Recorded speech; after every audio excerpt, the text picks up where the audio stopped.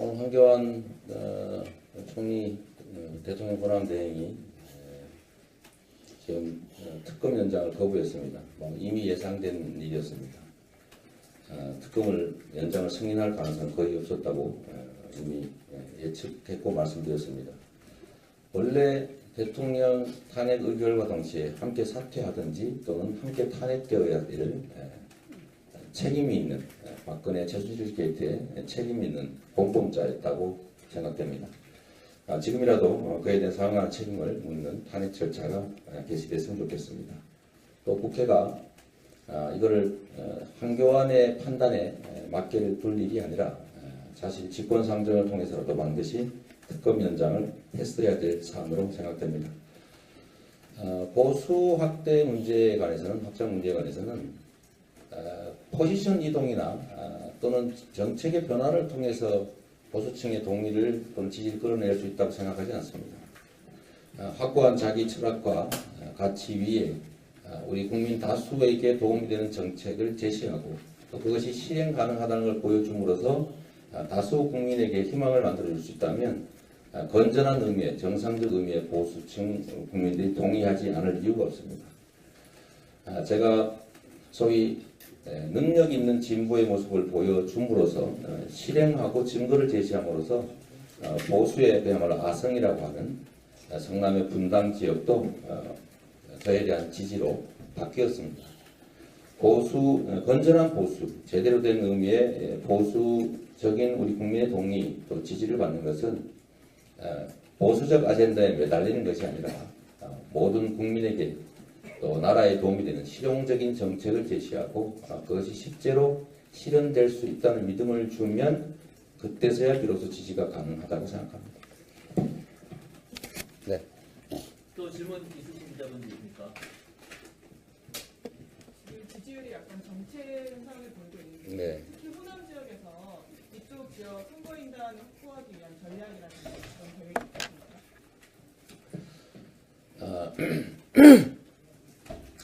조직력이라든지 또는 세력이라는 측면에서는 저희가 절대 열세인 것을 저희가 부인하지 않습니다.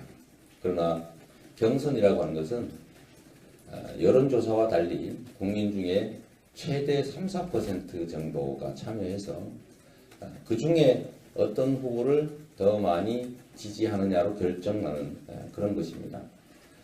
열정을 가진 꼭 되어야 될 사람들을 되어야 될 후보를 선정하기 위한 적극적이고도 능동적이고 행동하는 소수의 국민들이 또 야권 지지자들이 참여하는 것이기 때문에 그 범위 내에서라면 결코 저희들이 부족하지 않다고 생각합니다. 기초단체장을 지금 대한민국 국가 리더의 후보군으로 불러주신 것도 제가 아니라 우리 국민들이십니다. 성남이라고 하는 작은 공간에서 만들어낸 기대 이상의 성과를 바탕으로 대한민국의 국가 경영을 맡기는 것이 대한민국의 진정한 변화를 만들어낼 수 있다. 우리 다수 국민들의 삶을 개선할 수 있다. 민주공화국의 가치를 실현할 수 있다고 믿는 우리 열정을 가진 국민들이 불러주셨고 그분들은 행동하는 열정을 가진 분들이시기 때문에 이번 경선에도 많은 분들이 참여할 것으로 예상하고 그렇기 때문에 저희들은 그냥 원칙과 가치에 철저하게 지키고 초지일관하고 있습니다. 이재명을 통해서만이 대한민국의 단순한 정권교체가 아닌 제대로 된 정권교체, 제대로 된 세상교체를 할 수 있다고 믿는 분들이 저는 훨씬 많다고 생각합니다. 민주당 경선에 참여할 적극적 지지자들, 행동하는 우리 야권 지지자들께서 저에 대한 지지를 충분히 유지하고 있다고 보여지고 그런 측면에서는 그 3, 4%의 행동하는 적극적 지지자 중에서는 저희가 우세를 점할 수도 있다라고 생각합니다. 저희가 가진 가치와 원칙들을 그야말로 상황에 따라 흔들리지 않고 또 태도 바꾸지 않고 지금까지 해왔던 것처럼 말한 것은 지켜내는 말과 행동이 일치한다는 점들을 보여줌으로써 저는 이번 경선에 제가 또 저를 지지하는 우리 국민들께서 이길 수 있다고 확신합니다. 네, 또 질문 있으신 기자분들 있습니까? 당 경선 토론회를 탄핵 심판 이전에 한 차례로 지금 조정이 되는 것 같은데요. 평소 이 시장께서는 신입한 전에 두 차례 이상 토론회가 있어야 된다. 계속 주장 요구가 오셨었는데 그 부분은 어떻게? 뭐 오늘은 뭐 그런 얘기를 좀 깊이 하고 싶지는 않습니다. 여러 가지 국가 현안들이 생겨나고 있어서 당내 문제는 당 안에서 저희가 정리해 나가도록 하겠습니다. 하나 말씀드리면 어제 오전에 인터넷 TV 토론회를 하나를 추가해서 2회를 한다고 김준호 선수 얘기가 나왔는데 그 들으신 건가요? 오늘 아침에 뭐 그런 움직임이 있다는 얘기는 저희가 들었습니다만 제가 한마디만 드리면 라디오, 인터넷은 되는데 왜 TV 토론은 안 되는지 여전히 의문입니다. 이제 또 질문 있으신 기자분 계신데, 예. 광주드림 중의원인데요. 지역 기자로서 좀 질문을 드리겠는데 광주에 오셔서 광주는 왜 청년 배당이 안 되냐는 질문에 그 전에 구조적인 문제가 있다고 이제 하셨는데 지방분권이나 지방자치에 대해서는 어떤 기자를 가지고 있습니까? 네, 지금 지방자치단체들이 재정 자립을 하지 못하고 있습니다. 그리고 그 부족한 부분들을 정부가 국세에서 19.24%를 떼어내서 전국자치단체 배분하는 방식으로 지금 지방자치단체 재정이 운영되고 있습니다. 그런데 정부의 재량권이 너무 많다 보니까 지방자치단체들이 자율성이 떨어지고 그래서 예산 집행의 효율성이 낮아지고 있습니다. 어차피 지방자치단체를 통해서 집행되는 예산이라면 지방자치단체들의 자율권을 높이고 정부의 통제력을 최소화해서 예산 집행의 효율성을 올릴 필요가 있습니다. 그래서 지금 현재 지급하고 있는 교부세라고 하는 것을 면적과 인구 등 일정한 법적 기준에 의해서 자동으로 배분되게 만들어야 그리고 그 범위 내에서 각 자치단체들이 자율적으로 정책을 결정하고 집행할 수 있게 해주면 예산 집행의 효율성도 매우 높아질 것이고 그렇게 되면 해당 지방자치단체의 발전도 가능할 것이다. 중앙과 지방 간의 분권과 자치가 제대로 자리 잡게 될 수 있을 것이다 라고 생각합니다. 물론 거기에 대해서 지방자치단체의 몫이 되는 지방세의 비중을 지금 현재 8대2에서 7대3 정도로 궁극적으로는 6대4 정도로 비중 조절을 해서 자체 재원들을 많이 늘려주는 것이 바람직하다고 생각합니다. 혹시 또 질문 있으신 분 계십니까? 네, 질문 없으시면 네. 얼마 전에 이 자리에서 사법시험 고시생들이 기자회견을 네. 가졌는데요. 그 사람들이 하는 말이 지금 현재 국회 논의가 지지부진한 상태라서 대선 주자들이 이거에 대해서 명확하게 이제 뭐 입장도 발표하고 해야 된다. 네. 그래서 이제 그 지지 모임에서는 이거 관련 토론회를 준비하고 있다. 네. 그러면서 시장님이 거기에 응하실 의향이 있으신지 그리고 문재인 대표는 이제 시장님과 반대로 폐지 입장이신데 네. 그와 관련해서 또 토론회를 응하기를 촉구하실 의향이 있으신지. 첫째로 사법시험 제도를 폐지하는 것은 그야말로 계층 이동의 가능성을 봉쇄하고 또 우수한 인재를 발탁하는 그런 원칙에 어긋나는 것이기 때문에 저는 사법시험 제도는 존치돼야 된다라고 생각합니다. 로스쿨을 없애자는 게 아니라 로스쿨의 극히 일부분 정도, 한 10%에서 최대 15, 20% 선 정도의 사법시험을 선발하고 사법시험과 로스쿨의 좀 경쟁 체제를 유지하는 것이 인재 선발의 효율성을 위해서도 바람직하다고 생각합니다. 토론 문제는 저는 어떤 토론에도 불참하거나 거부할 생각이 없습니다만 여러분 아시다시피 광주에서 열리기로 했던 기초의원, 광역의원 협의회의 토론도 사실 무산됐습니다. 이런 토론이 제한된다고 해도 제가 보기에는 성사될 가능성이 거의 없기 때문에 저는 기회가 되면 참여하겠다는 말씀으로 대신하겠습니다. 예, 더 기자분들 중에서 더 질문 있으십니까? 광주 오셨으니까 광주에서 말씀을 드리겠습니다. KBC 광주홍대 강동일 기자입니다. 네. 2박 3일 동안 광주 전남을 오십니다. 보통 후보자들이 2박 3일 일정이면 전남도 하루 정도 지내시고 이틀 정도 광주 전남을 지내시는데 이번 일정을 보니까 거의 광주 전남에 2박 3일 거의 총력전이다시피 네. 특별한 이유가 있으신가요? 전북은 저번 주에 이미 다녀왔습니다. 그리고 이번에는 전북은 저번 주에 다녀왔기 때문에 이번에는 광주, 전남에 집중하고 있는 거라고 이해해 주시면 되겠습니다. 첫째, 80년 광주가 총칼에도 물러서지 않고 죽음으로 민주주의를 지켰듯이 이재명은 청산해야 할 부패 기득권 세력의 저항에 온몸으로 맞서겠습니다. 언제나 그랬듯이 반민주 부패 기득권 세력의 저항이 시작되었습니다. 심판을 받아야 할 자들에게 퇴로를 열어주고 청산 대상의 정치 세력과 공동정부를 만들자는 타협이 시도되고 있습니다. 광주에서 이재명을 선택해 주십시오. 이재명이 그 불의한 야합을 막겠습니다. 친일 독재 부패 기득권을 청산하고 그날 광주의 아픔을 미래의 희망으로 부활시키겠습니다. 둘째, 호남이 역사의 고비마다 낡은 과거를 버리고 새로운 미래를 탄생시켰듯이 이재명은 상속의 시대를 끝내고 공정한 개척의 시대를 열겠습니다. 금수저를 물고 나오면 금수저로 살고 흙수저를 물고 나오면 그것마저 빼앗기고 무수저로 살아야 하는 상속의 시대입니다. 국민들은 IMF 때 재벌 대기업 살리려고 금반지를 내놓고 직장도 잃었는데 그렇게 살아난 재벌이 국민 경제의 성과를 독차지했습니다. 정치적 유산과 임무를 따라 정당을 만들면서 민주정치와 정당 민주주의는 훼손됐습니다. 상속경제, 상속정치가 대한민국을 병들게 하고 있습니다.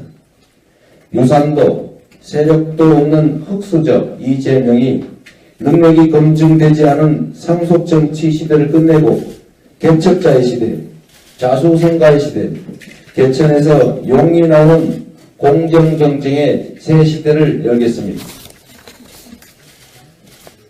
셋째, 야권 연합정권을 만들어 민주개혁 세력은 단결하라 하셨던 김대중 선생님의 마지막 유언을 집행하겠습니다.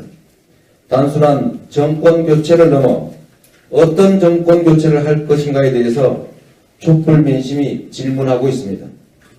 보수 대연정이나 재벌 기득권과 타협하는 정권 교체를 할 것인지 야권 연합정권을 만들어 세상을 바꾸는 정권 교체를 할 것인지 호남의 선택에 달려 있습니다.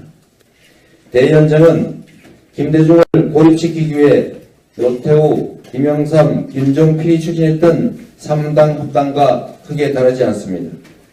3당 합당으로 대한민국은 외환위기를 겪었고 민주주의는 후퇴했다는 것을 잊지 말아야 합니다. 야권이 합쳐야 여대 야소 국회를 만들고 호남의 영혼인 차별 없는 나라를 만들 수 있습니다.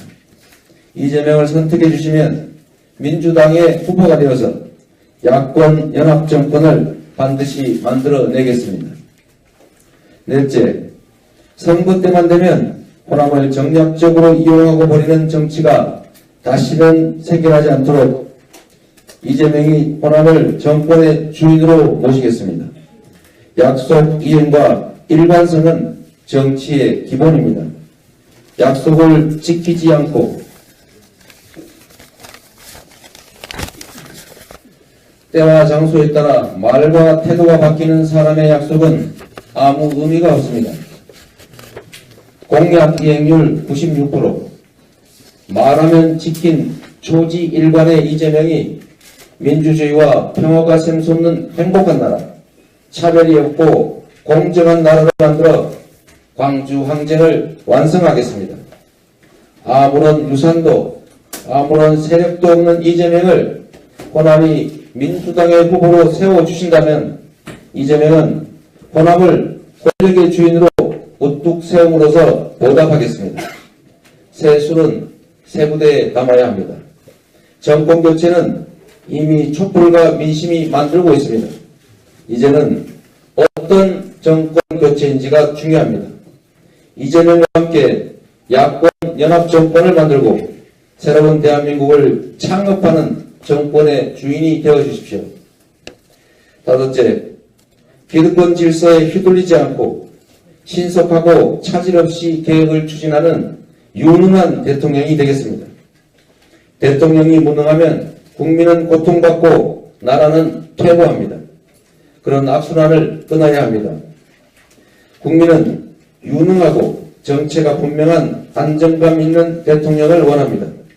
이재명은 성남의 고질적인 부채를 갚고 성남을 대한민국 최고의 복지도시로 만들었습니다. 대한민국을 4차 산업혁명을 선도하는 기술강국, 차별받는 사람이 없는 선진 복지국가로 만들 비전과 정책을 가진 행정가입니다. 안정감은 일관성에서 옵니다. 왼쪽, 오른쪽으로 수시로 흔들리지 않는 철학과 가치를 가진 후보, 때와 장소, 상대에 따라 말을 바꾸지 않는 안정된 후보, 이재명을 호남이 선택해 주십시오. 호남이 선택하면 이재명이 대통령이 됩니다. 6번째, 산업, 관광, 농업의 조화된 발전을 통해서 호남 경제를 살릴 대책을 추진하겠습니다. 자동차 생산 100만 시대를 열기 위해서 친환경 자동차 부품 클러스터와 친환경 자동차 생산단지 조성 사업을 차질 없이 추진하고 광주 전남 공동 에너지밸리 조성 사업도 신속하게 마무리하겠습니다. 그린벨트를 일부 해제하여 도시첨단 산업단지를 조성하고 수도권에 밀집된 사업체들이 호남으로 이전할 수 있는 여건을 만들겠습니다. 혁신과 창업 생태계를 바탕으로 한 4차 산업혁명 육성 기반을 갖추기 위해 광주 군공항을 이전하고 4차 산업혁명 융복합단지를 조성하겠습니다. 호남의 꿈과 혼을 세계에 알리기 위해 아시아 문화중심 도시 조성사업과 민주인권평화 전당 조성사업을 조속히 마무리하고 광주정신 개성사업을 지속적으로 추진하겠습니다. 이재명은 광주정신과 촛불정신을 받들겠습니다. 80년 5월 광주는 민주, 인권, 평화, 평등의 과제를 우리 민족 앞에 던졌습니다. 하지만 정치인들은 기득권과 금방 타협하고 광주와 호남을 선거 때마다 전략적으로 이용했을 뿐 광주 정신을 이 땅에 실천하려는 노력을 게을리했습니다. 이재명은 5월 광주 정신, 약자와 강자가 오손도손 함께 살아가는 대동세상을 구현할 유일한 후보입니다. 80년 5월 광주 시민과 2017년 촛불 시민이 피땀으로 쓴 우리 시대의 과제는 친일 부패 기득권의 청산, 공정한 나라 건설, 한반도 평화 정착과 통일입니다. 이재명은 광주 정신과 촛불 정신을 끝까지 받들어 희망찬 미래를 준비하겠습니다. 호남이 선택하면 이재명은 승리합니다. 감사합니다. 네, 기자 여러분들의 질문을 받도록 하겠습니다. 손을 들어주시고 질문을 해주시면 감사하겠습니다.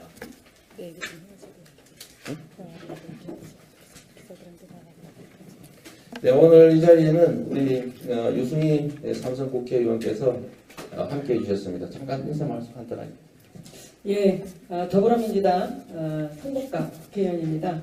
성선이고 전 최고위원이었기 때문에 지난번에 최고위원 선거할 때 또 많이 배웠습니다.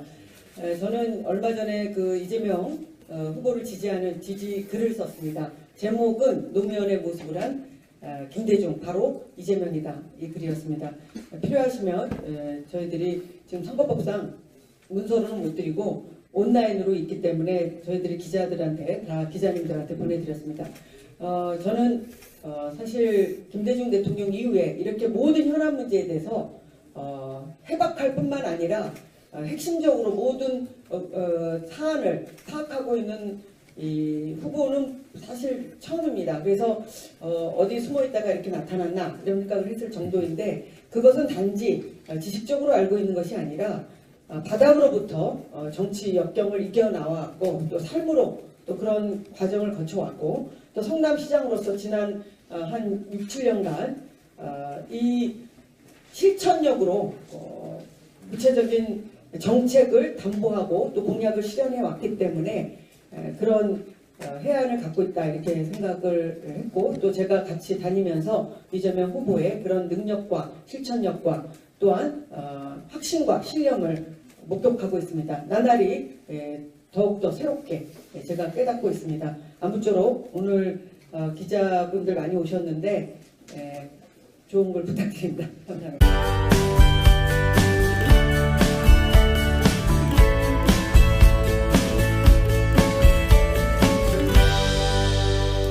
정책을 제시하고 또 그것이 실행 가능하다는 걸 보여줌으로써 다수 국민에게 희망을 만들어줄 수 있다면 건전한 의미의 정상적 의미의 보수층 국민들이 동의하지 않을 이유가 없습니다.